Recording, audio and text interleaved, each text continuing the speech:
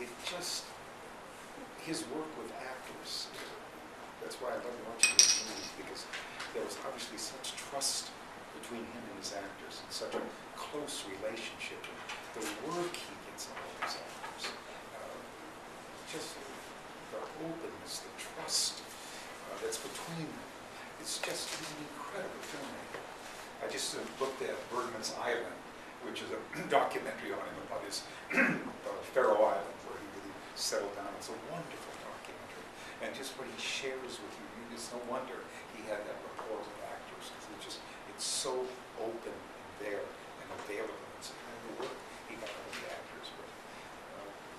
Fanny and Alexander, if you haven't seen it, please look at it, because it's him as a little boy, and his memories as a little boy of his grandmother. And the Christmas scene is unbelievable. I'm about to work on the cherry orchard. It takes me so to the cherry orchard, because all the older people in this movie, just Bill and Joseph, some of the actors. Yeah, It's just wonderful.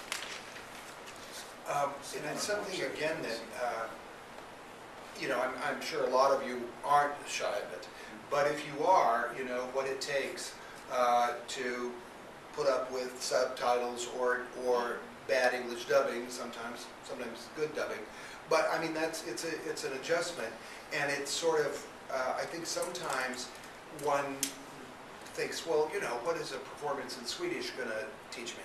And yet, you'll watch actors do things in a language that you don't understand. I happen to understand a little Swedish, but because if you're Danish, you sort of have to. It's amazing, and some of you have discovered that. You know, what you can see in a person's performance in another language and learn about acting when they're not even speaking words that you understand. And certainly, in so many of Bergman's movies, there Cries and Whispers. If you see that movie, I walk out of that thinking he's going to make a movie without any dialogue at all. It's really not needed. Because the dialogue is so sparse, and the work is incredible.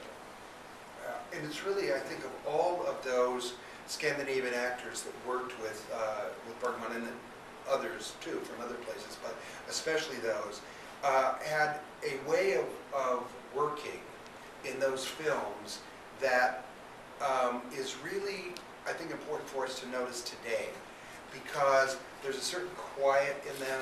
There's a communication that's all by close-up.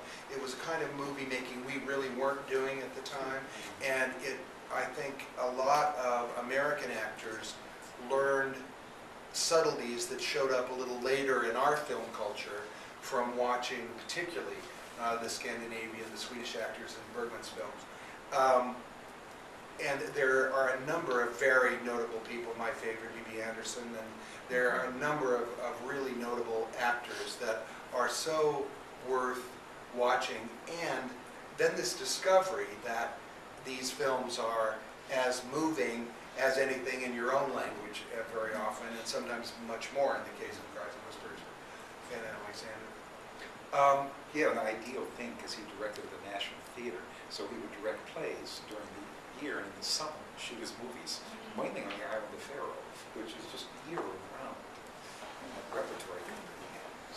And we've talked about that some nights here in other, when we were on the other subject, of just what can be put together from the group here, at Terry's studio, the group, and this very thing. I mean, Bergman was doing it on a grander scale, but where he started was with a bunch of pals and putting on, and what he would do today is make a short film and put it on YouTube, and I mean, that's how the Bergmans of the world develop. And the documentary that Terry pointed out, among many documentaries, there's a great one about Robert Altman, but to hear these guys talk about working with great director, or with great actors, and then taking credit for what they could create and produce with a great actor, but also when a director goes, you know, I just stood back and let that happen.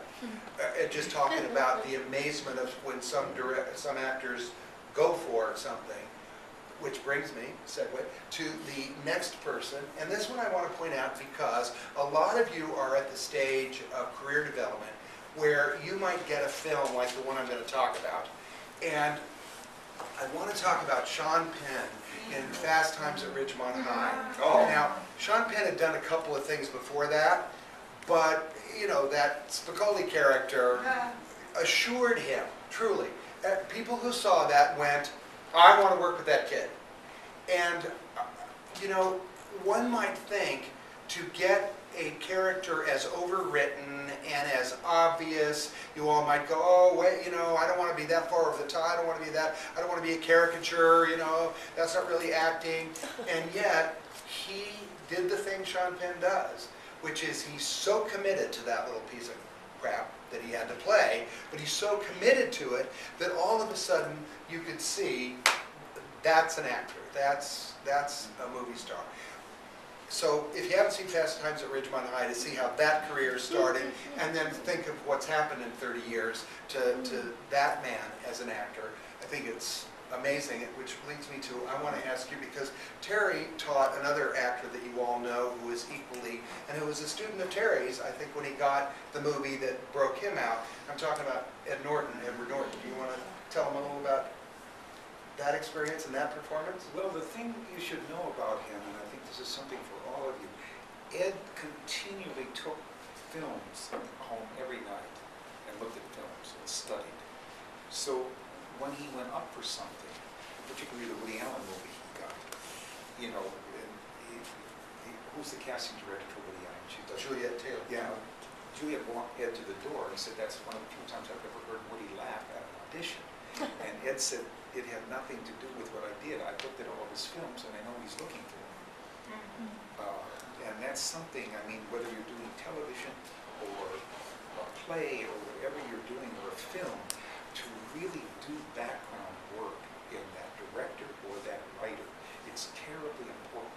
And sometimes it can get you an audition. I know Brian in New York, one of the things about writing letters can be very, very important. Writing a letter to a playwright, you know, not going on forever, just a brief thing about why I think I enjoy your material, why I would like to audition for you because I really relate to your material. And don't go on forever, but very successful people getting, I got auditions like that when I was an actor 2-3 times by writing a letter. Could really, really get through. But I mean, he did a lot of research, and you know, the movie you were just referring to, Glorious Bastards, Tarantino was about to shelve the film because he thought I wrote a role that nobody could play. And he was about to shelve the film. And this man walked in, because the man's required to speak 3 languages fluently. And how many people could do that? And he said, and there's the same thing with Edgar Primal Fear. They were going to shelve the film because they couldn't find the kid. Gear was about to walk on it. And well, he had done a show at my studio, Ryan Fields' The Lovers, and I had called my agent right away and said, you've got to get down here and see him. And I think Michael signed him the next day, but it took Michael and several other casting people to even get him to audition. You know. And he walked in with a Kentucky accent. And a woman called Paramount, Sherry Lansing, and said, we just got a kid that came in here, and he's from Kentucky. Because he had some wonderful mimic. He's like, I've got an ear like a little street. The accents are wonderful. And he did an amazing thing.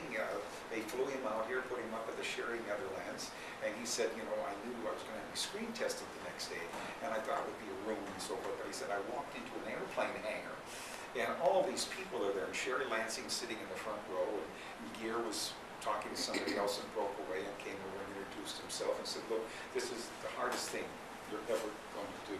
Because he said, I blew the shit out of my first screen test. But he said, I'm going to be here to work with you. So let's just do it. And they did. Ed went back to the hotel, and Sherry Lansing called him and said, that was one of the finest screen tests we've ever seen. However, we think you're too old. And Ed's 25, 26 years old, said, well, could I come over and look at it? And she said, oh, we don't do that. And he said, look, I'm not a child. Can I please look at it? And he argued with her. And she said, Tony said, for Christ's sake, come over and look at it. And he did, and he said, what I saw was, I was looking down, and it picked up rings around my eyes, because she said, could you stay another 2 days? And he said, could I stay? Yes, I could stay, and come back on Monday, and we're going to relight it. Well, he said, from looking at it myself, I still keep my head up.